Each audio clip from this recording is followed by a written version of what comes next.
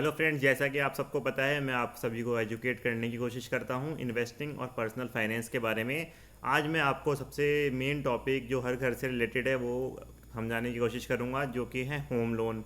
आप सबने या कभी ना कभी होम लोन ले रखा होगा, या आपके फादर ने, आपके ग्रैंडफादर ने, या आपने खुद ने।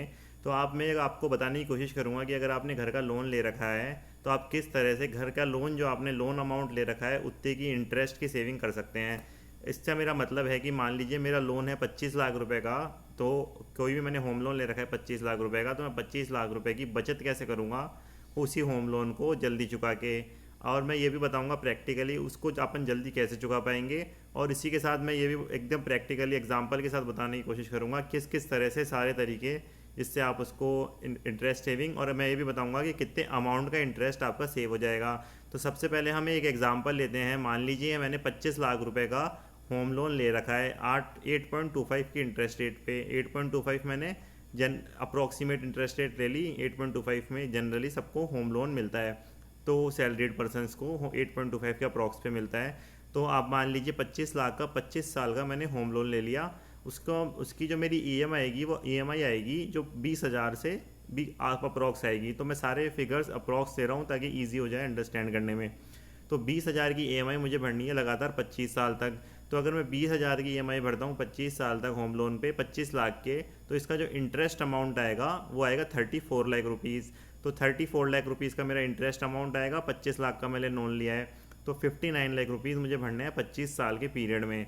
अब अगर मैं यही सेम लोन अगर 20 साल में ही चुका देता हूँ, 25 साल की जगह 20 साल में चुका देता हूँ, तो मेरा जो इंटरेस्ट अमाउंट आएगा वो 34 लाख की जगह 26 लाख रुपीज़ ही आएगा। तो इसका मतलब है मुझे 8 लाख रुपए का सीधा सीधा फ़ायदा हो जाएगा 5 साल कम पे चुका दूंगा तो। अगर मैं 5 साल की जगह, मान लीजिए 20 साल की जगह अगर मैं 15 साल में वो लोन चुका देता हूँ 25 लाख रुपए का, तो मेरा इंटरेस्ट अमाउंट बनेगा 18.5 लाख रुपीज़। तो इससे मुझे जो फ़ायदा होगा वो अप्रॉक्स 16.5 लाख रुपीज़ का हो जाएगा। अगर मैं ये 25 साल की जगह 10 साल में चुका देता हूँ तो मेरा जो फ़ायदा होगा वो अप्रॉक्स 22.5 लाख रुपीज़ होगा, जो मेरा लोन अमाउंट के बराबर है। 25 लाख का मैंने लोन लिया था और 22-23 लाख रुपए के आसपास का मुझे फ़ायदा हो जाएगा इंटरेस्ट का। तो मुझे अप्रॉक्सीमेटली अगर मैं 10 साल में चुका देता हूँ। अब ये सबसे पहला क्वेश्चन है कि ये 10 साल में मैं चुकाऊंगा कैसे, या 15 साल में कैसे चुकाऊंगा, या 20 साल में कैसे चुकाऊंगा। अगर ये हवा में बात तो नहीं कर रहा यार ये क्या। फिर अगर मेरी ईएमआई मान लीजिए 20,000 की है, आज मैं 20,000 की कैपेसिटी है मेरी ईएमआई देने की, तो ये मैं 10 साल का चुकाऊंगा तो कहीं मेरी ईएमआई 40,000 45,000 मुझे चुकानी पड़ेगी क्या। तो ऐसा कुछ भी नहीं है। आपको एक छोटा सी चीज़ करनी है। अगर आप ये 20 साल के आसपास में चुकाना चाहते हैं तो आप मान लीजिए एक साल में 12 महीने होते हैं, तो 12 ईएमआई आपकी 20,000 की जाती है। तो इसको कॉन्सेप्ट को बोलते हैं +1 ईएमआई। अगर आप 12 ईएमआई की जगह 13 ईएमआई दे देते हैं, मान लीजिए 20,000 इंटू 12, 2,40,000 रुपये का आप होम लोन के वो भर रहे हैं ईएमआई, तो आप 2,60,000 रुपये भर देते हैं एक ईएमआई एक्स्ट्रा। तो आपका ये लोन का जो टेन्योर है, जो आपने 25 लाख का लोन लिया था, जो 25 साल के लिए लिया था, वो सीधे सीधे 19 ईयर्स 3 मंथ्स का हो जाता है। मतलब 5.5 साल से भी ज़्यादा, 5 ईयर्स 7 मंथ से वो टेन्योर कम हो जाता है। और आपकी इंटरेस्ट की सेविंग 8 लाख से भी ज़्यादा हो जाती है, 8 से 9 लाख रुपए।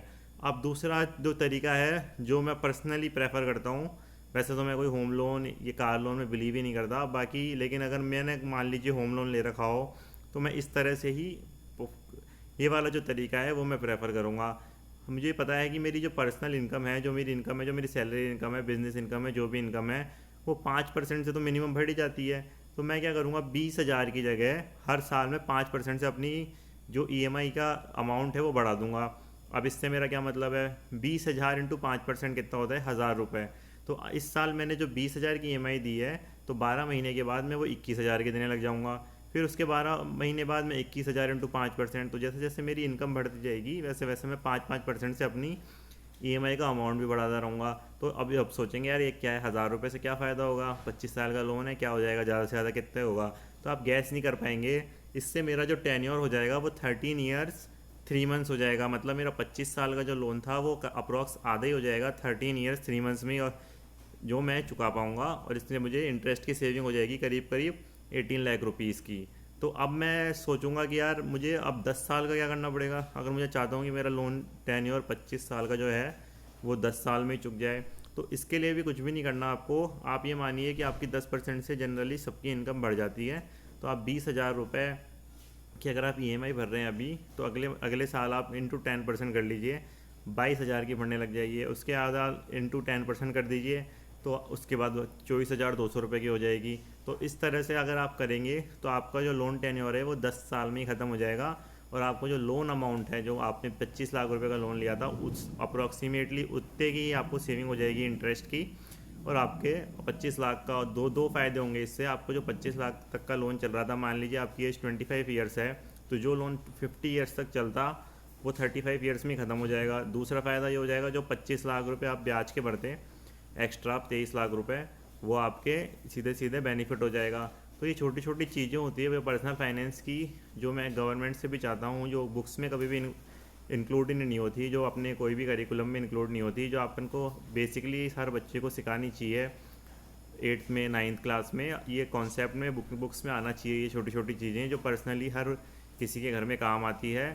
तो ये मैं गवर्नमेंट से भी चाहता हूँ ये कि इसका कोई वीडियो बनाए या फिर कुछ भी है, इसको पॉपुलर करे ये सब चीज़ें पर्सनल फाइनेंस और इन्वेस्टिंग के बारे में।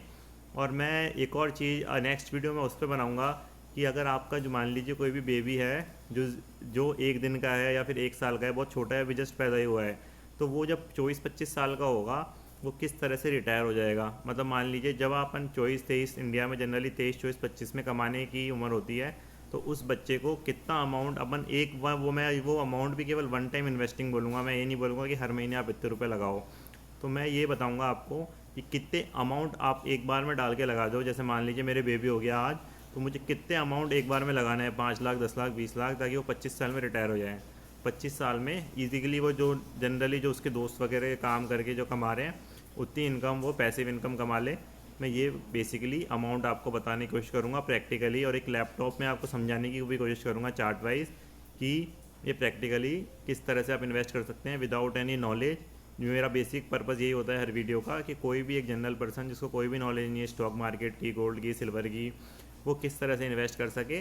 Thank you so much. आपको कोई भी क्वेश्चन हो, कोई भी डाउट हो, तो आप इसके नीचे कमेंट बॉक्स में लिख सकते हैं, और मैं वापस से कोशिश करूँगा आपको, आप लोन से हमेशा दूर रहिए, और अगर आपके पास लोन है तो आप कम से कम पीरियड में इसको पे करने की कोशिश कीजिए। Thank you so much.